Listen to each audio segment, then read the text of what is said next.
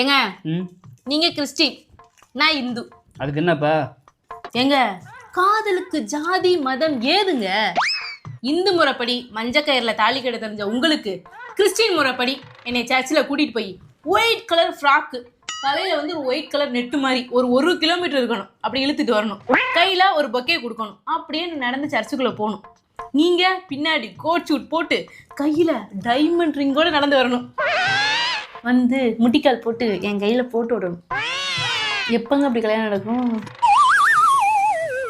மூதேவிக்கு ஏற்கனவே 3 தடவை கல்யாணம் பண்ணியிருக்கேன்.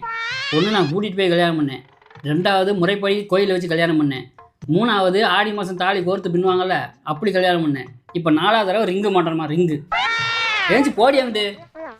3 டைம் உனக்கு கழுத்தை நீட்டினதுக்கு நான் சும்மா இருந்திருக்கலாம். மூதே கழிச்சிட போகிறோம். மூதே வாங்கி வந்தே ஒரு வாழை மரம்